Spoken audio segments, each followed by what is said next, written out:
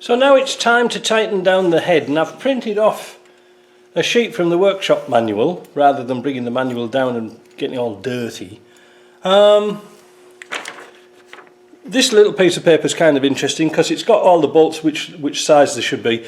You can't really go wrong, to tell you the honest truth, because otherwise they won't fit. It's also got a little drawing here of the head. Now I forget these things too, so I've just drawn an arrow to show you which is the front, like this, so you don't get mixed up. First of all, we go around at 40 Newton meters with our torque wrench. I'm just using a 3/8 drive one there. Then we go around them at 60 Newton meters, 60 degrees, excuse me, 60 degrees again, and then 20 degrees on all the bolts except those with a little red X on. I don't know why. That's the pattern, really, for a 300 TDI and a Disco 1 and a Range Rover. I don't know why, but Defenders just didn't do that last 20, but I do the last 20 and I've never had one back, so I must be doing something right. So here we go, we're going to start off this. So we're going to put our piece of paper down here, well, put it where we can see it, and where is it? This is number 1. So we tighten that down, 40, number 2, number 3, number 4, number 5, number 6, seven's here, 8,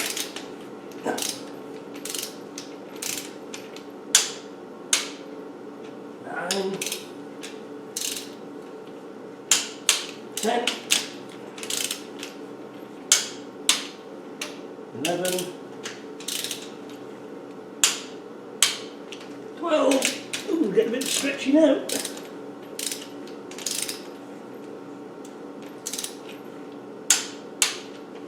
13,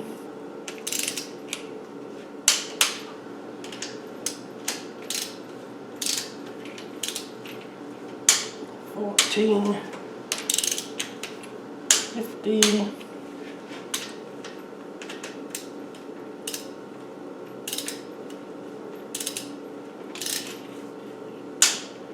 16,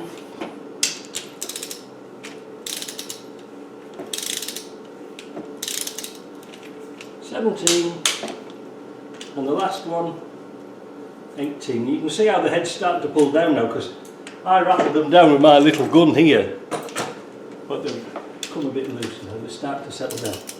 So that is just to even tighten it up. The next we go onto our meter, our angle meter. Oh, and always forget to back off your torque wrench. You don't want that spring to stay there. Now, what I usually do is on the head bolts, I put the numbers in sequence, you know, 1, 3, whatever it is, because it's quite easy when you get to this stage to miss one out. You know, if you think, oh, I'll do it like that, and you'll miss one out because it is a little bit time consuming. So I'm going to find something I can write on there. Of course, all the shops are shut, so I can't buy a pen. I'll have to see where I can salvage. I'm going to be using this laser angle gauge. It's a digital one, but I have it already preset at 60 degrees. So as you turn it, it'll shout. Well, it should do. Wait a minute, let's reset it.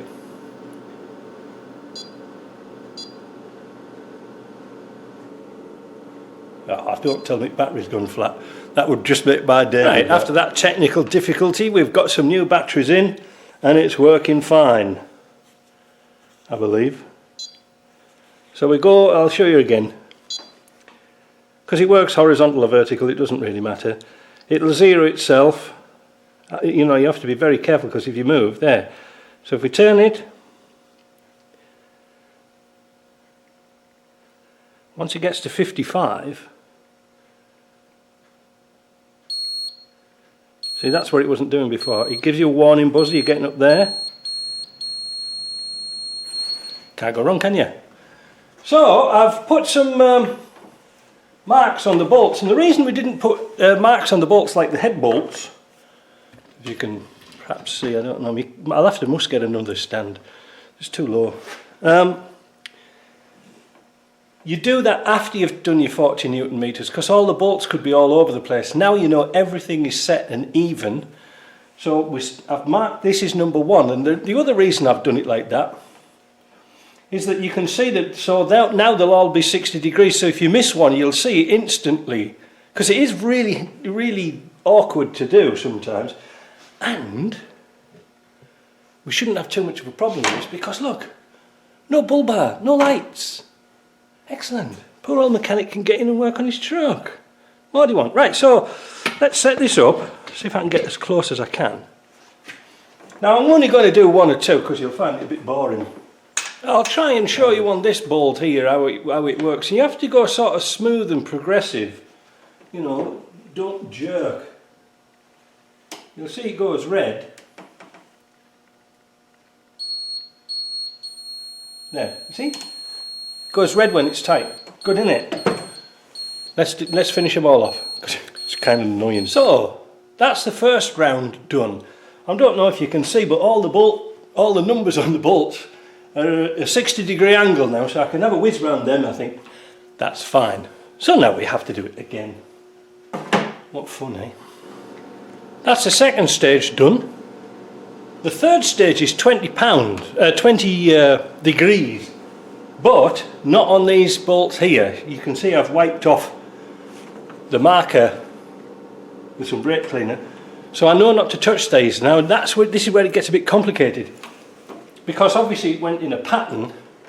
Well, now that pattern's gone, so now what you do is you start off in a click pattern, like a cross, but don't touch them, starting from the middle, working outwards.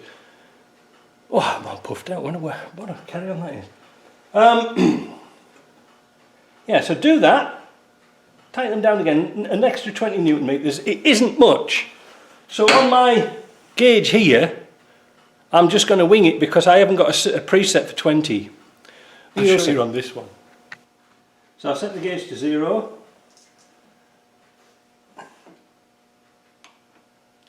And that's 20. Do that for all the rest.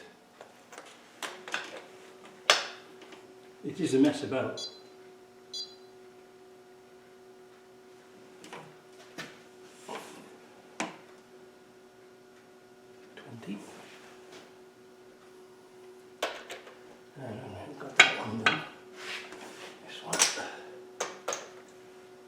This is where it gets confusing, you see.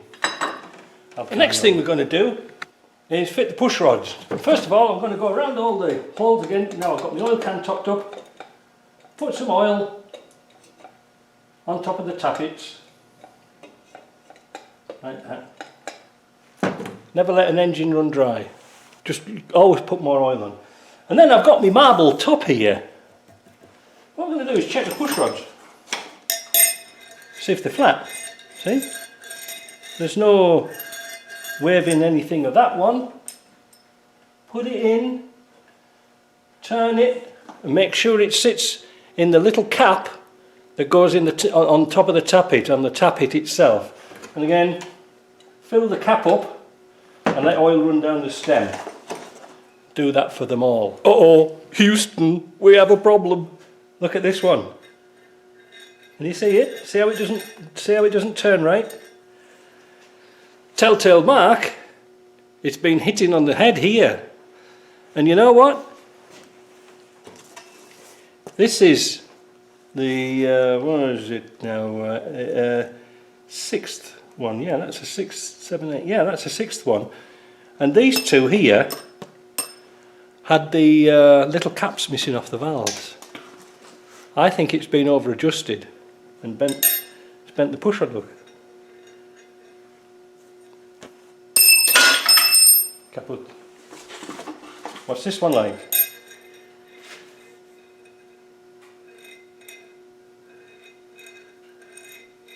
That's alright, but I'm going to change it. This one. See, look at those marks there. They shouldn't have marks in there. That one's alright. So now I've got to try and find a pushrod or two. That goes in there. One in there. Hell, this is going to be hard. I don't know where I'm going to get one of them from. Two. I was very fortunate and I happened to find 3 pushrods, brand new ones on the shelf. So that was good. So now, having oiled the top of the valves, we're now going to put the little caps on. These little things here, often forgotten by previous head installers. We were quite lucky to find them in the actual head itself. Now the thing about these is, these are the original caps, and they seem to last an awful lot longer than the newer ones. Even from Land Rover, they're not quite the same. They tend to break. So if you have a chance and you get some old ones, hang on to them.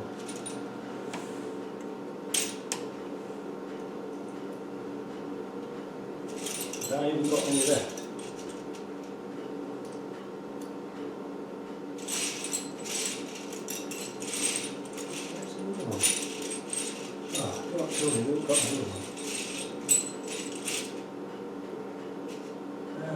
I wonder if it's stuck to my magnet.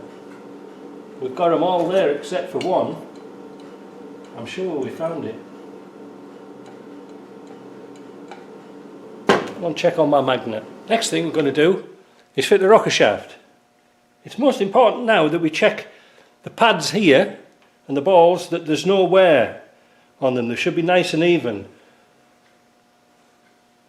Yeah, they're not too bad. This one, did you know that one there? Oh, look at that one. Oh man, this is getting a nightmare now, isn't it? Look at that one. Can you see it's pitted? I'd like to focus in a bit. Yeah, how's that? It's got some pits on there, I don't like. Is it pits or is it just marks? I don't know. Dear me, that would be a bugger if one of them's gone. Because I know I haven't got one of those shafts. Well, one of those rockers, because they're handy. And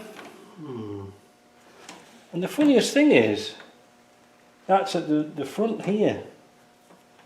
Damn, I wish I'd saw that before. Damn.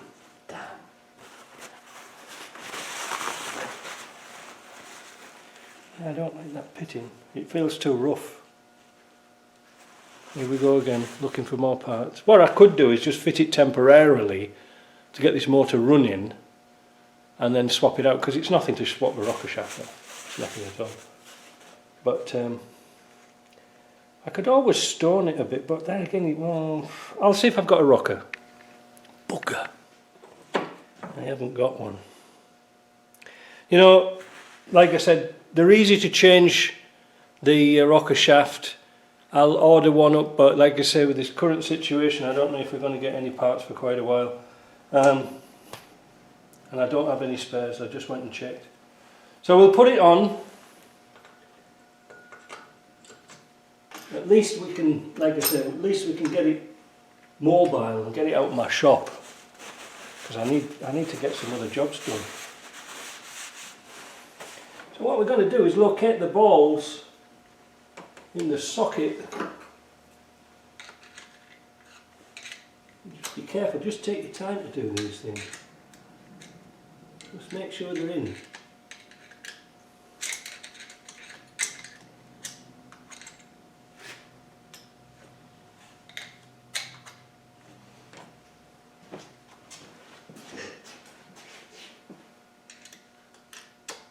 Like that.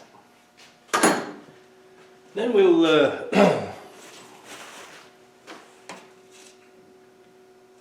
we'll put the nuts on and the bolts, and we'll progressively tighten them down.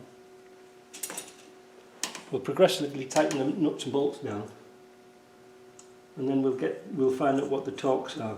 But we're going to mark that one up because that one's a naughty one. Fortunately, it's got the part number on the top, so we can copy that. Put it onto the list. I should have double checked it. Damn. Well, you can't do everything, can you?